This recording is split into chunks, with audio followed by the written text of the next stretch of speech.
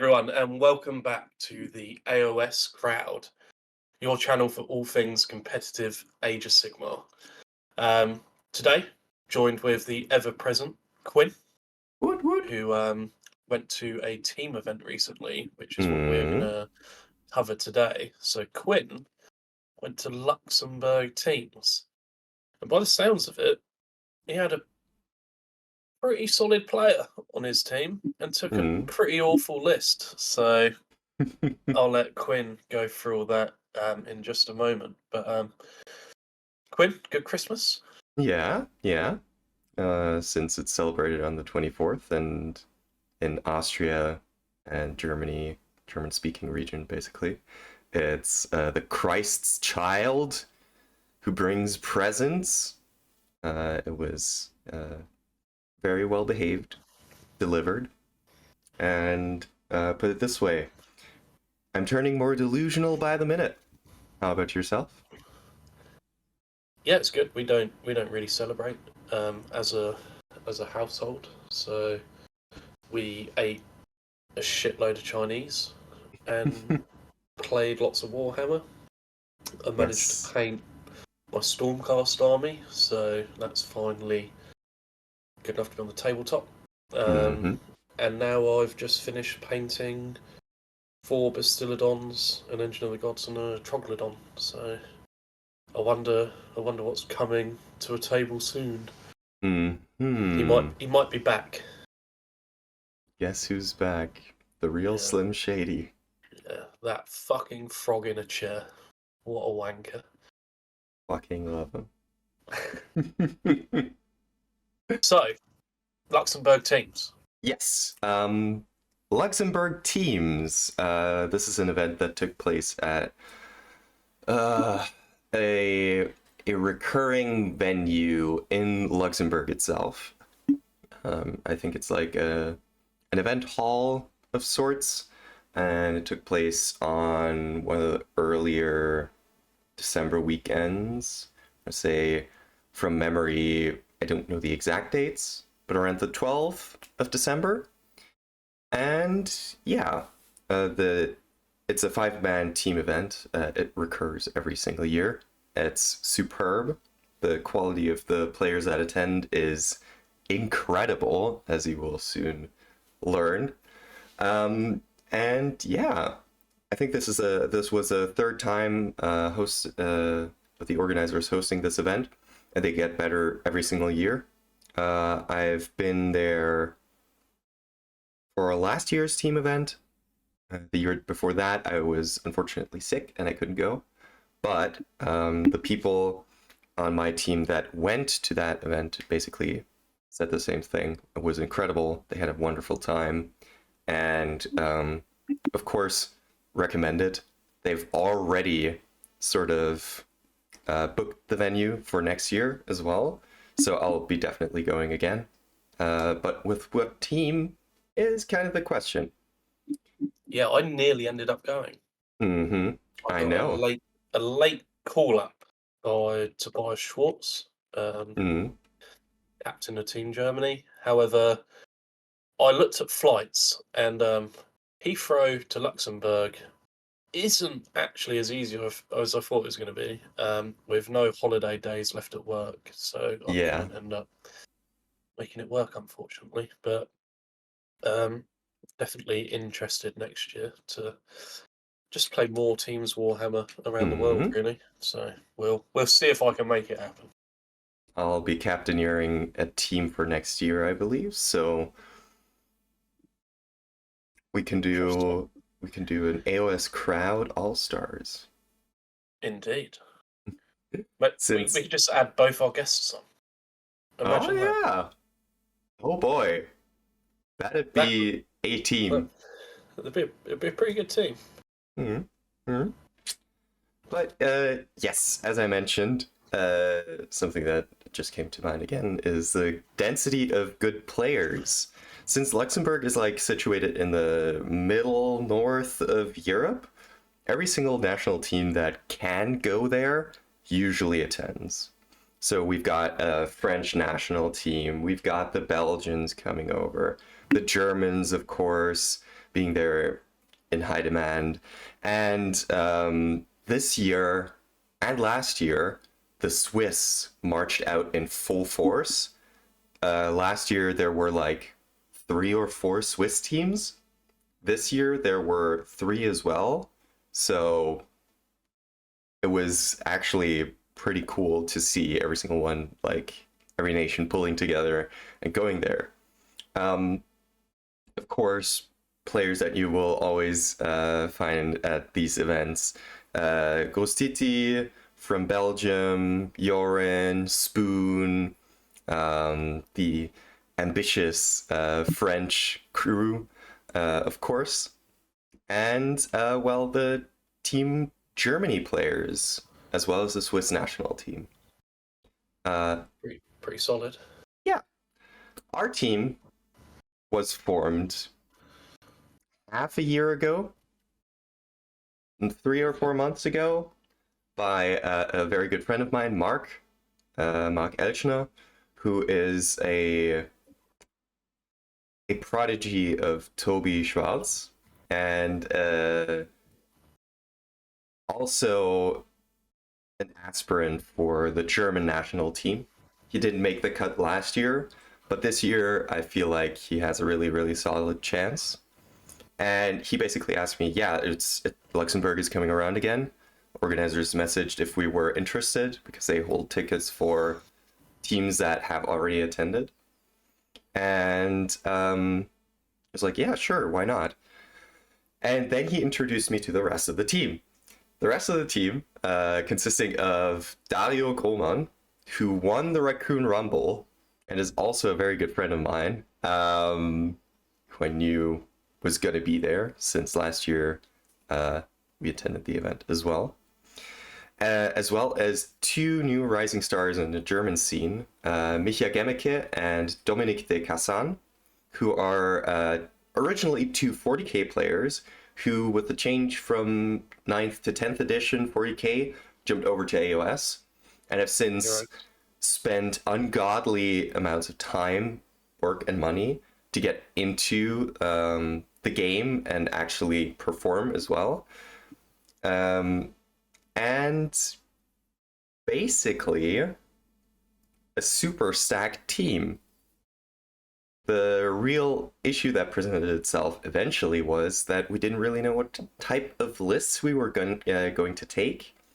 I said that if I ran Stormcast, I could basically run most lists since I have access to almost all Stormcast models, except for 3 Hurricane crossbows. But yeah, we were not set on a list until the Raccoon Rumble had passed, and Dario won it for a 2nd time in a row, which is incredible for a 200-person team event. And yeah, we basically selected the final versions of our lists a week before submission. So we had Malik running Skaven with, I believe it was 12 Rattling Guns and 6 Stormfeeds. The classic all-rounder build you see nowadays. Nice. Yes. And he was pretty confident in the list, of course. He enjoys playing it, and he ground out like 18 Rattling Guns before that. Then he switched to add the Storm Fiends, and I think he's very happy with where the list is standing at the minute. Since the battlescroll dropped, I'm not sure what he has been doing, but I suppose he's been doing the same as me and painting Feck. But yeah, he ran Skaven for this event. Then, of course, Dario running OBR again. He's been running them consistently for a couple of months now. Won the Raccoon Rumble with a Catacross Death Riders list. But for this team event, he switched to OBR with Nagash. Right.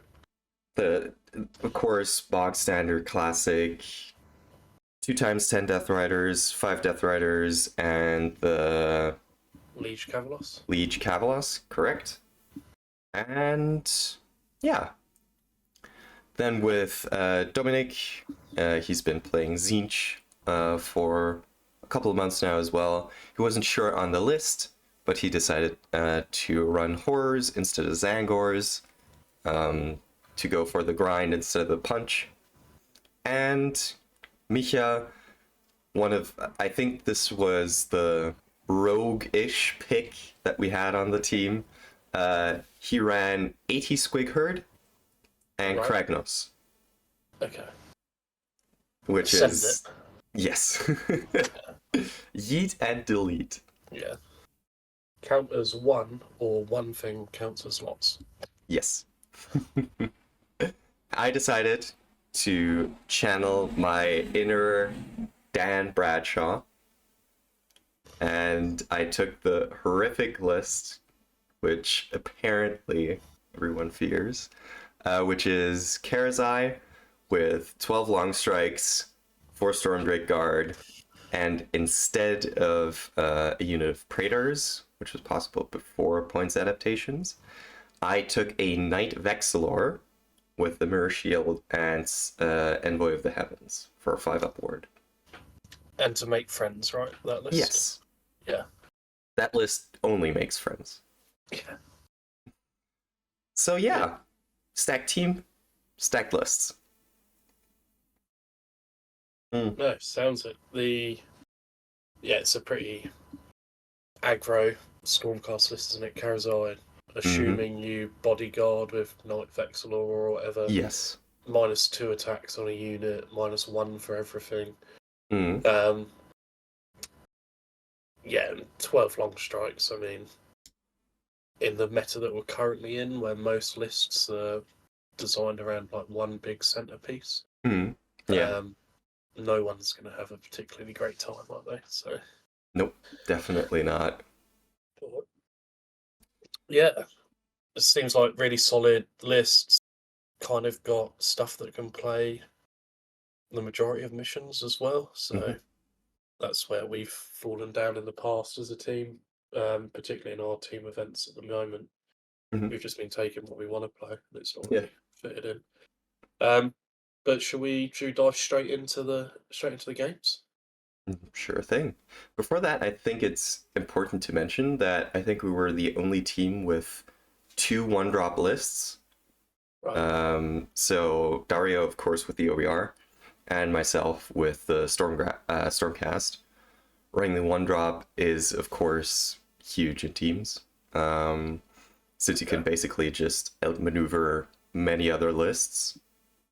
And yeah, I think that was a good choice on our part to, instead of like go for a 2-drop solid Stormcast, just send it with a 1-drop. Yeah.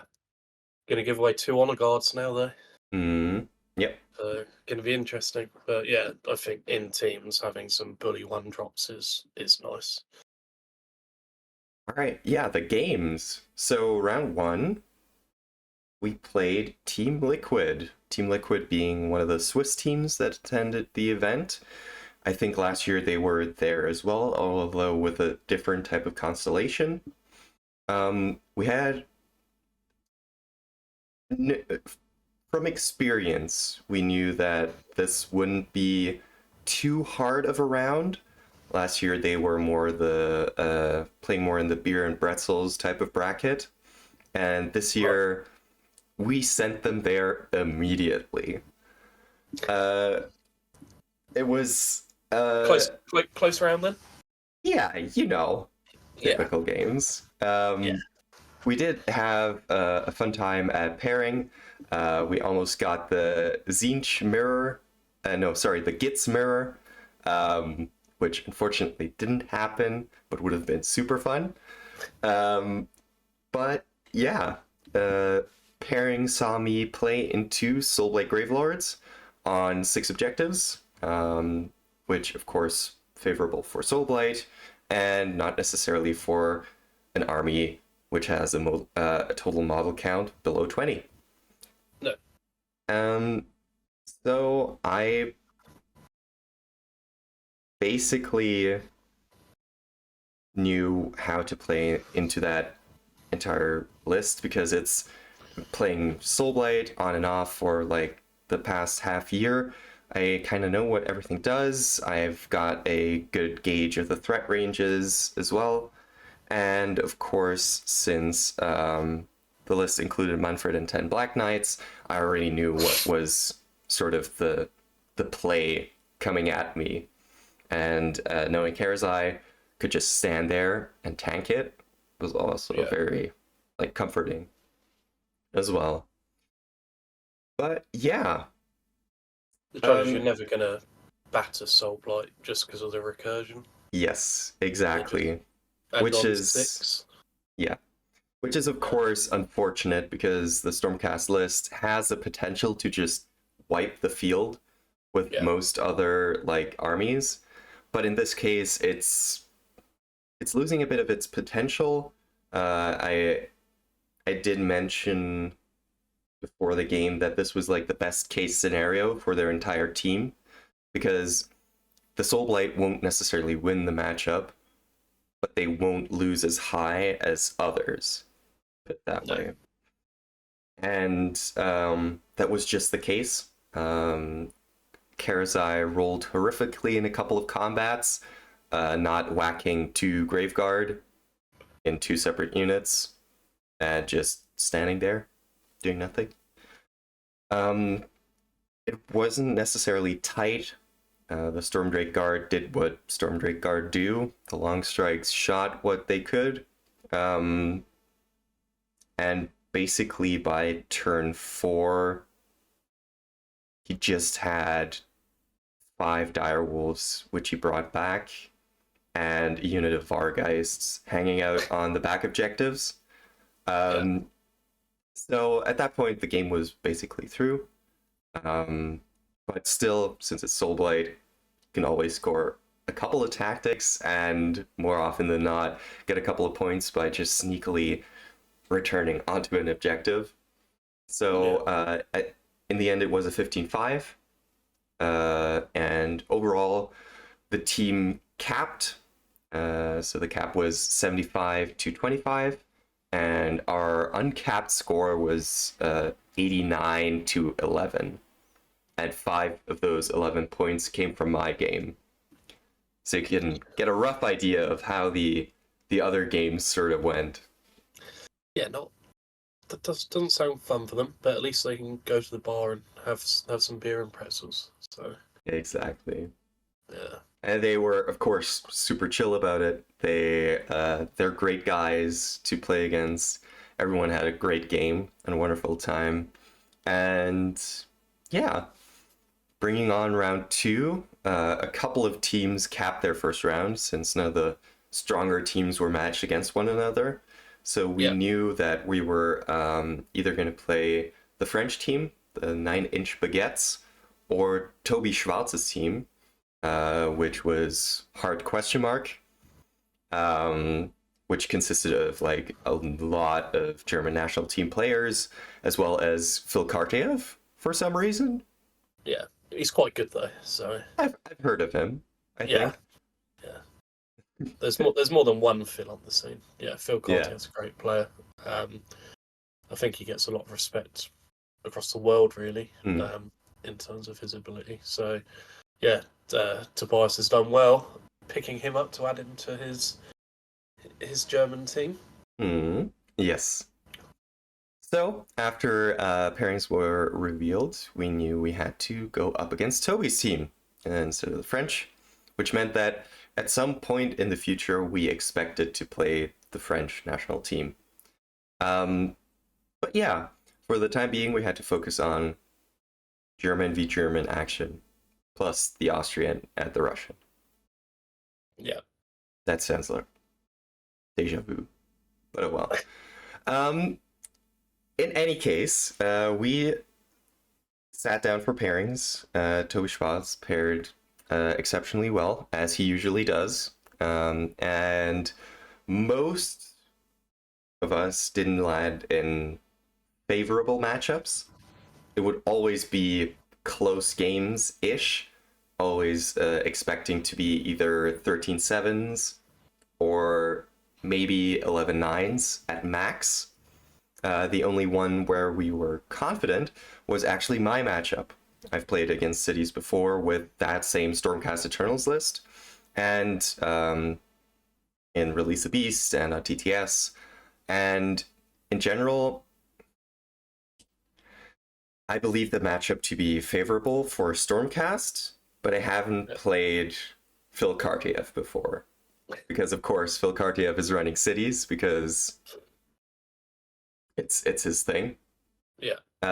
So he was running 10 Drakespawn Knights, 5 Drakespawn Knights, double Rune Lord, Callison Toll, 2 times 20 Hammerers, and a Sorceress. That's it. What's his spell lore? Do you know? Manifestation.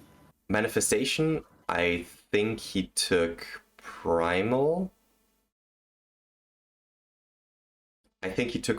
Yeah. Because the other manifestation lores weren't available, basically. And also, Right. since he had to borrow a lot of the models, it was kind of basically what was left over, so to speak. Fair enough. Against cities, I know, or I basically knew that playing aggressively, turn 1 could be a big reward. Knowing that the other team, or our other players, were paired into closer matchups, I sought to maybe play a bit more aggressively to balance out the points a little bit more, or to push for a greater win in our direction. So I played it pretty aggressively and took first turn, deployed the long strikes and Karazai towards the middle. Oh, we were playing Star Strike. I forgot to mention that. And yeah, sent Storm Drake Guard up the flank to take care of the Drakespawn Knights. The terrain was huge. Everything was impassable, and it was a bit of a struggle. But in any case, the Storm Drake Guard went forward, charged the Drakespawn Knights, took the Hammerers into combat as well, because otherwise only one Storm Drake Guard could fight the Drakespawn Knights. So the Storm Drake Guard then piled forwards, got 3 into combat with the Drakespawn Knights, killed 1, because apparently that's what Storm Drake Guard do. Sometimes they just whiff. And in turn, the Hammerers killed 2 Storm Drake Guard. Seems about right. Yeah. Pretty much. And from then on, I was made painfully aware that overextension with a low model count army and low unit count army can hurt like balls. So yeah, from there on out, it was damage limitation a bit. Storm Drake Guard are like one of the bigger pieces in that army that could also not only tank a little bit, but also dish out. And of course, being 660 points at the time, sort of important and a major part of like the list. Losing 2 in the first round was hard, and them being whittled down didn't necessarily help. But oh well, that's how it goes. The thing that helped me a lot was the mission. Playing Star Strike really sort of dealt with the loss of the Storm Drake Guard early on. And basically, one objective landed on the far right, the first objective, and the other 2 came on the far top left and the middle right, basically. Right. Middle left, sorry. And that meant that since he was concentrating his units towards the right to take the first objective for the couple of turns, that meant that his army, which moves 4 inches usually, if the Drakespawn Yeah. Knights aren't necessarily running for stuff, it meant that he couldn't necessarily tag all of the objectives at once. And me having access to teleportation, being able to bring units back, and having a general mobility of 12 inches plus charge on Karazai and the Stormdrake Guard, may they rest in peace, Yeah. basically meant that I could sort of still struggle for a couple of points. Tactics with order armies are manageable and actually okay to complete, even if you have low models. So, yeah. In the end, it was a 14-6 to Phil. He did very well to play that game out. I learned a lot in regards to aggressive play against cities. It's always check terrain, and never underestimate a hammerer. Yeah.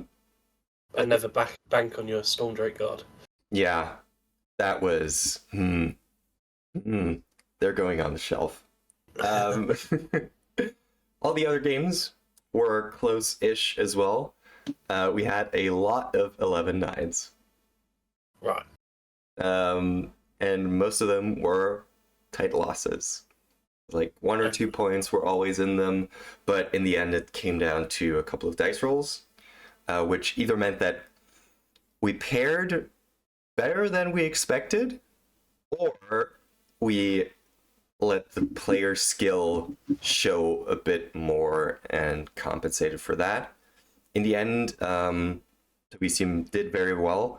The end result was 59 to 41. Yep. Still super tight. As I said, not a lot of points in there. And yeah. So we had a smash win, a close loss, and that meant that for the third round, the final round of the day, we were paired against the Swiss national team.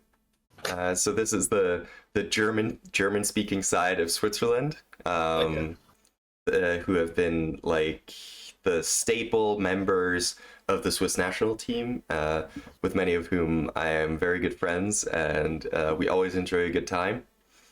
And the team was led by Kazim, who was the Swiss captain like 2-ish years ago and has now retaken the mantle of captaincy. And yeah, so we went into this round being very confident. Dario played against the Swiss national team at Worlds. I did as well, or Austria and Germany did. And last year he played, I think, a similar team made up of similar people. So yeah, he was pretty confident. I was confident-ish. So we went into the round being high up on our hopes, which proved to be somewhat correct. So after the pairing was done, I was put on shifting objectives against Kazim, who was running OBR Nagash, 1-drop.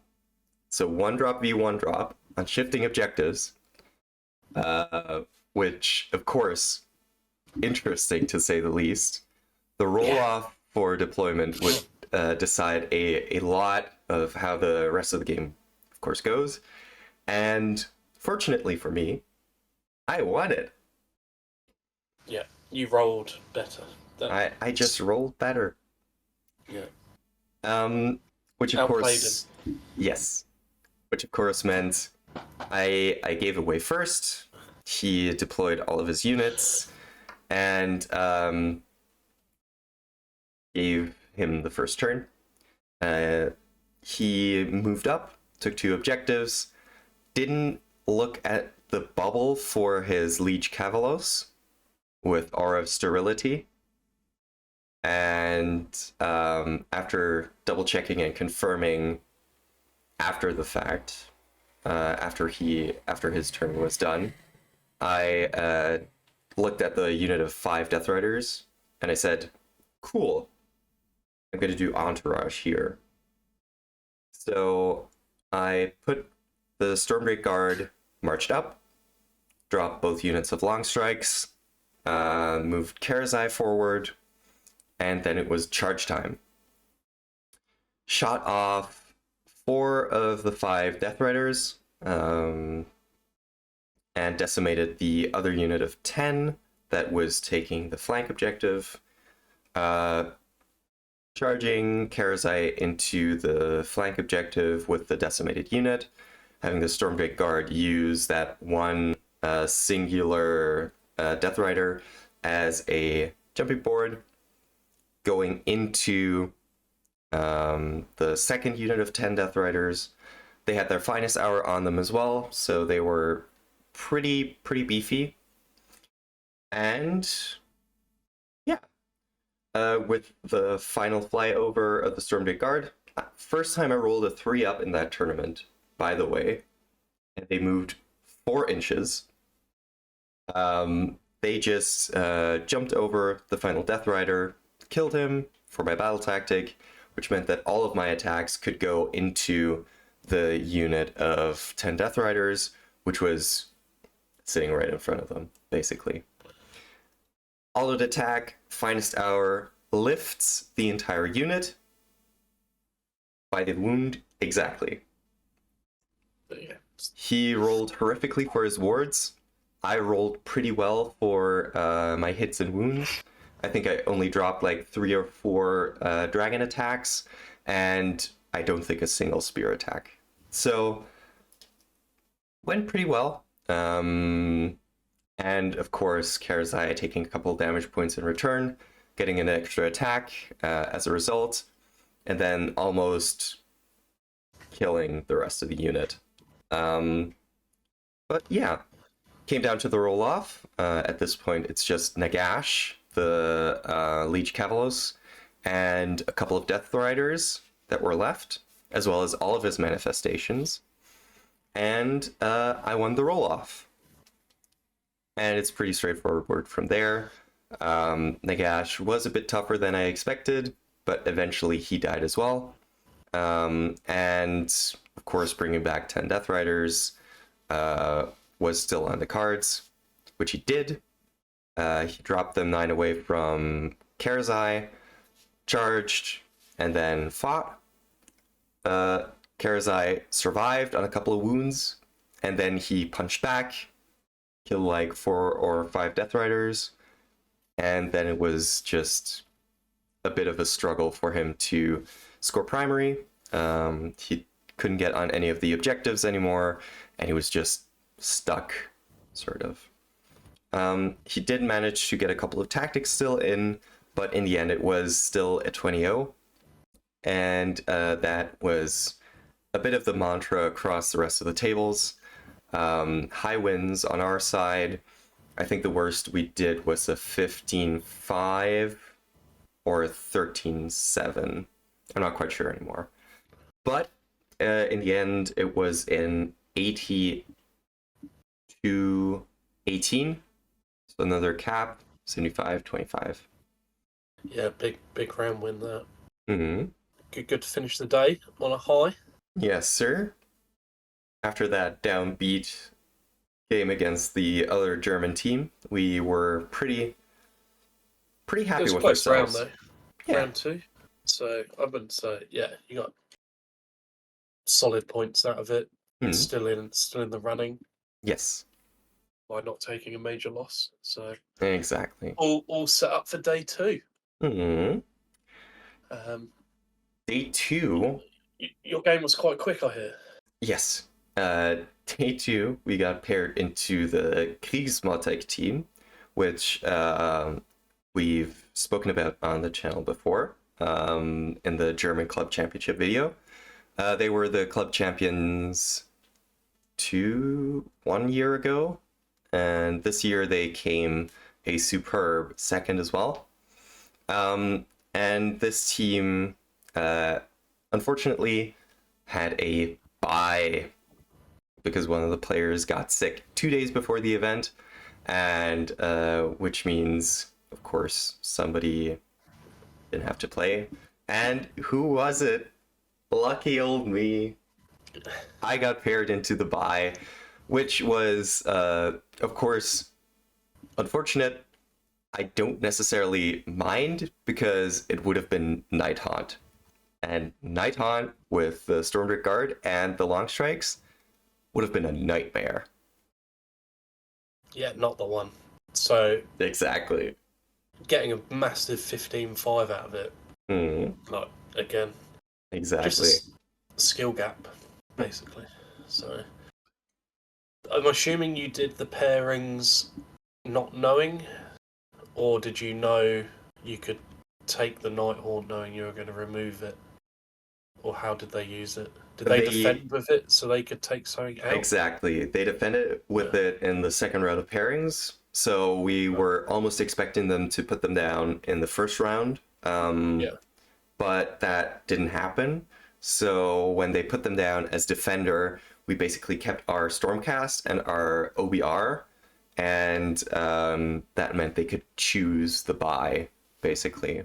And they eliminated Stormcast Eternals, which was to be expected, since they're the options that they handed us for our Skaven, for our Tzeentch to defend against was either OBR with Catacross and Death Riders, or 18 Long Strikes. And at that point, the Tzeentch player is just, I'm gonna take the I'm gonna take the OBR, not the Long Strikes. God no. So basically, they didn't want to have the Stormcast 1-drop into the Stormcast 2-drop, and the Stormcast Mirror, of course, didn't happen, but got a couple of fun games out of it. We had Micha with his Gits playing against Lucas with Cruel Boys, which was interesting to say the least, because both lists had Kragnos. Yeah. So it was sort of a very role-dependent game. I did see that at some point there were no squigs left on the table, and then there were a lot again. He bounced back a bit, but I think it was a 6-14 loss for us. One Kragnos was just better. The second table was the our Skaven into their Tzeentch, which was a much more decisive game, with a misplay on Mark's part for turn 1, I believe, and then a couple of unsuccessful dice rolls, where a Rattling Gun was alive with 1 wound, and therefore he could the opponent could power through with his chicken, and so on and so forth, leading to a 2-18 loss on our part. Then, of course, the buy with a 15-5 for us. The Disciples of Tzeentch on the OBR was also a bit more decisive because they were playing the Vice. So at some point, Tzeentch was just standing in the middle, and the OBR were running around like headless chickens, funnily enough. And in the end, it was an 18-2 for us. Dominic played that very well. And on the final table, I witnessed something glorious. Nagash survived a shooting phase from 18 Long Strikes. What a hero. The succession of events that had to lead up to that were insane. Because, of course, with a low model or a low unit count army like OBR, you're always struggling to sort of fill the gaps, especially against Stormcast Eternals, which can drop down anywhere and then also have the 18-inch range.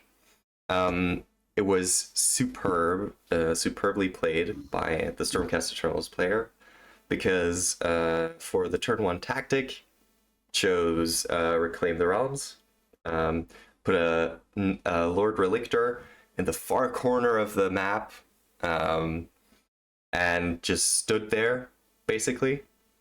And Dario played it very well with his endless spells, deployed them in a way where he couldn't drop within range of Nagash. And yeah, the roll off from 1 to 2 was quite decisive. If I recall correctly, Dario won the roll off, gave away the turn, and the Lord Relictor unbound a single endless spell, which meant there was a gap for the long strikes to drop. So he dropped 12 long strikes there, and the other 6 were trying to run up. Nagash got a big redeploy, which meant that not all long strikes could shoot him, which in turn led to Nagash surviving on, I think, 5 or 6 wounds.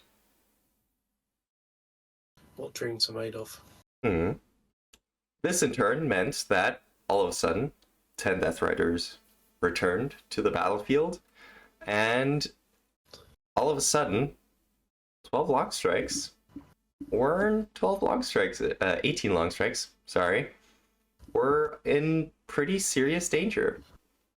The roll-off from turn 2 to turn 3 was also decisive, as Dario was able to lift the 12 long strikes that were set up in the back, and his opponent, Bastien, already had returned a unit from the grave, basically.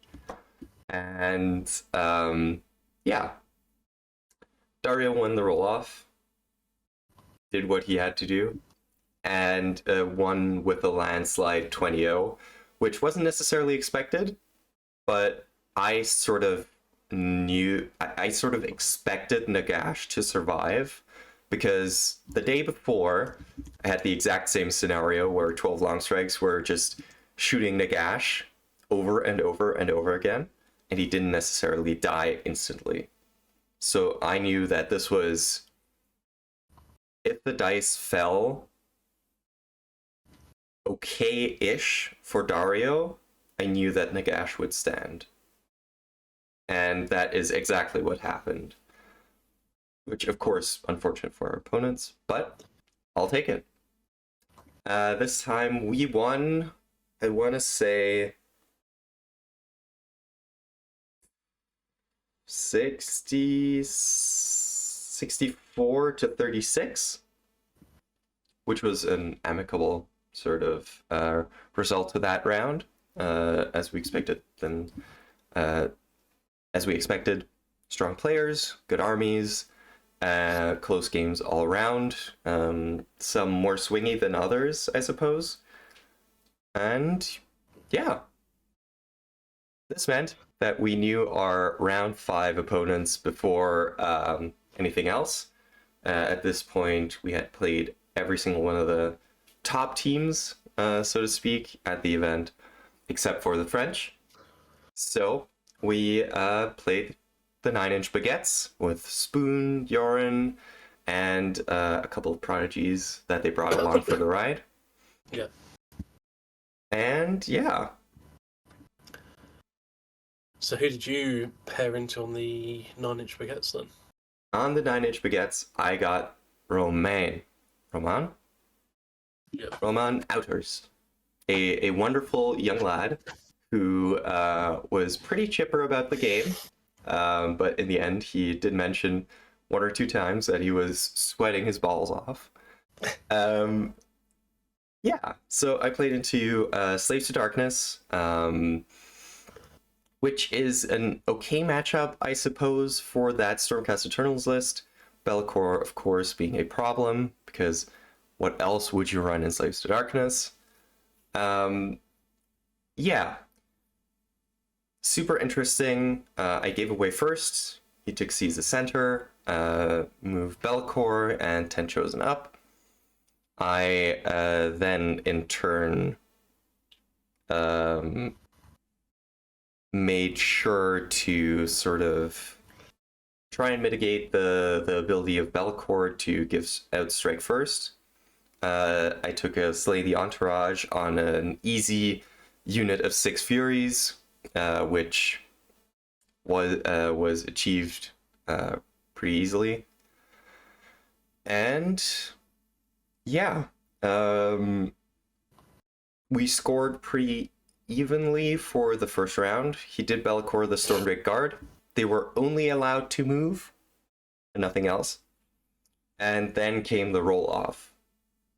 I won the roll-off, and this is where one of the misjudgments comes in that I made during the tournament, is that I took Karazai a bit too far out. Right. And played him a bit too aggressively. Because I took the double.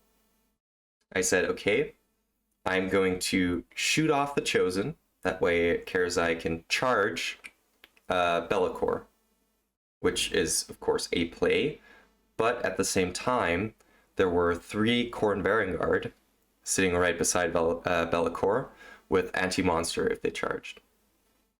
The correct thing to do in this situation would have been to use 12 long strikes to shoot off the Varangard and to kill the Chosen in combat, which I did not do. I took the aggressive route, shot off the Chosen, which required much more firepower than it should have, and then I charged Karazai in. Of course, Belcourt rolled his 3 ups for the Varangard. Didn't roll him for himself. The Varangard hit Karazai. He was pretty badly hurt. And he in turn took out the Varangard. Belcourt whiffed. Karazai took a power through, went back, and then he said, okay, I'm gonna slay the Entourage. His Chaos Sorcerer Lord, as well as Belcourt, both cast the Spike Tongue Curse, which is the most hilarious spell ever for an unlimited spell. I love it. It's so stupid. I love it. It's cast on a 7, I think? 5. On a 5, yeah. But if the cast is unsuccessful or it is unbound, the caster takes D3 mortal wounds. Yep. If not, the unit you chose flat 3 mortal wounds. Yeah. And so he cast Karazai to death. Then Belcourt was like, cool, I'll go forward. And he charged 12 long strikes on the other side of the board. 3 Varangard charged 4 Stormdrake Guard. Of course, anti-monster. No, those were not the anti-monster ones. The anti-monster ones were killed by Karazai. Oh, dead. Yeah. Big brain. Yes. But at that point, 5 long strikes, or the combat resolved as such. Belcourt killed 1 long strike. The Varangard on the other side killed they killed 1 Stormdrake Guard and hurt another pretty badly. In turn, they lost 1 model, and Belcourt was sort of stuck in combat with a couple of long strikes. So, yeah. Comes down to the roll-off. I win it.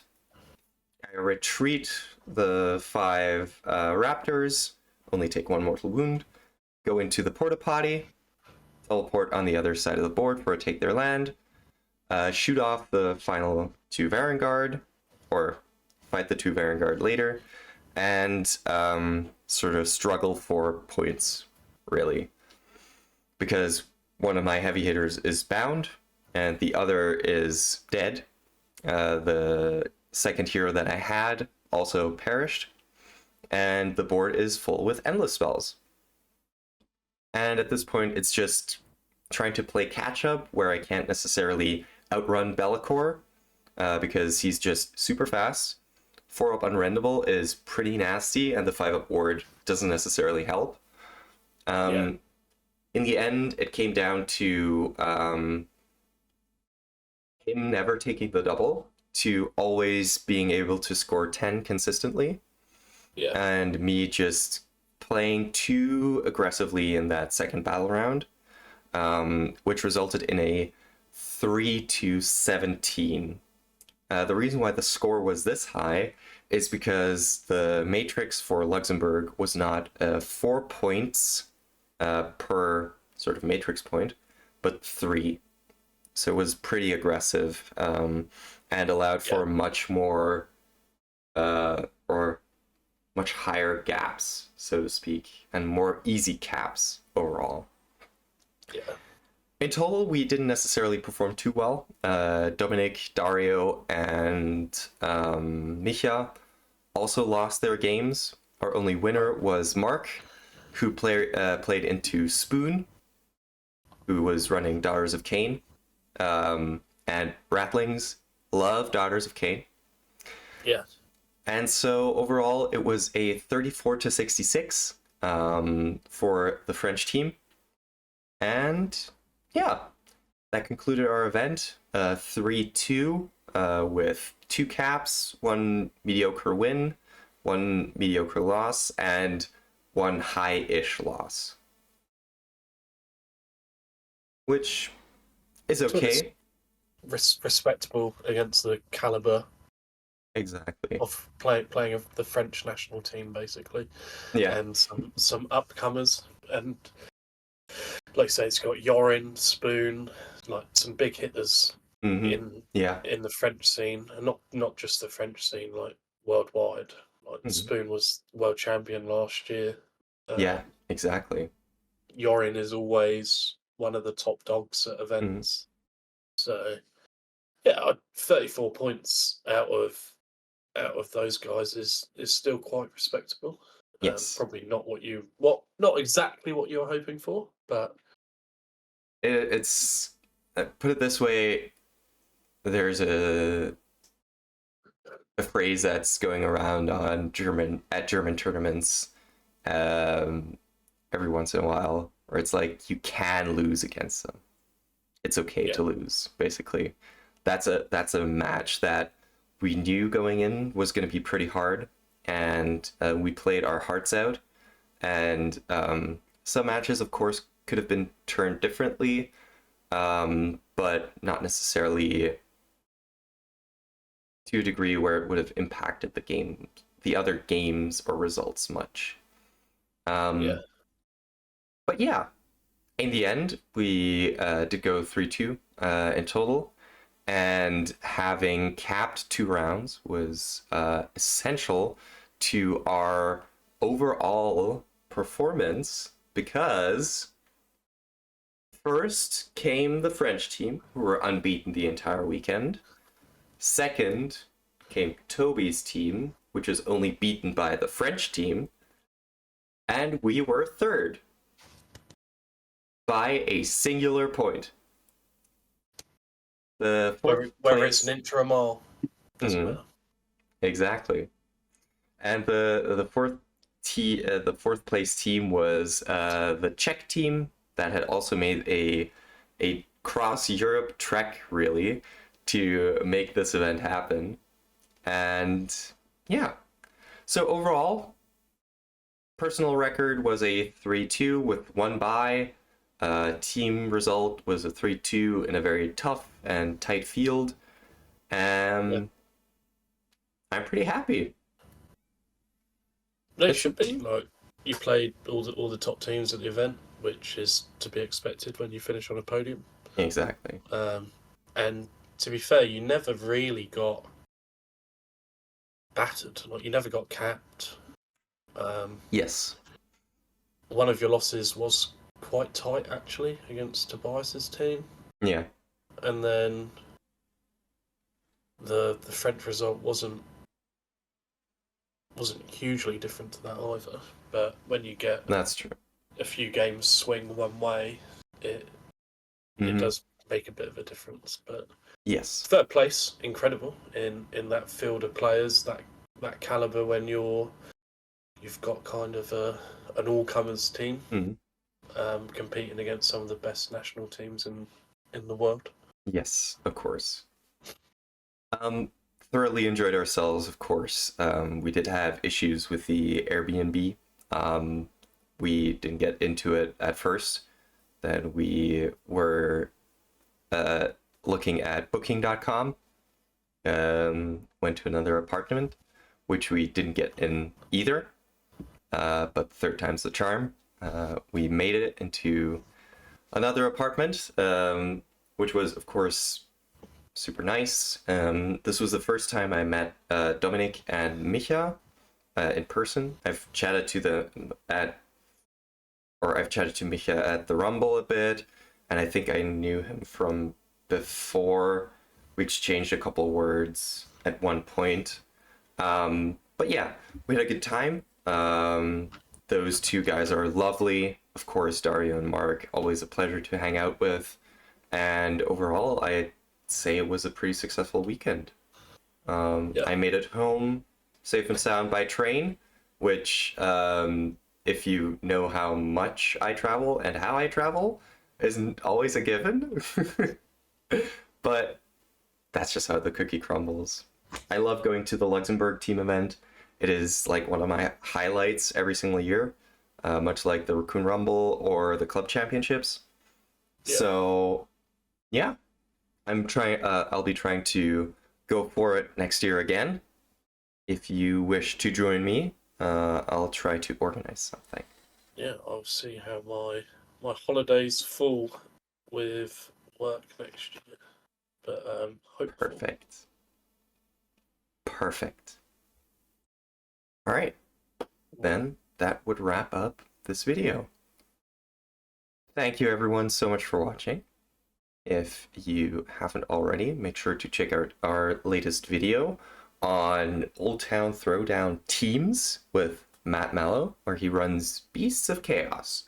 If you enjoyed this video, leave a like, subscribe if you want to keep up with more stuff. Since it's already January, we'll be doing a Brotherhood Roundup.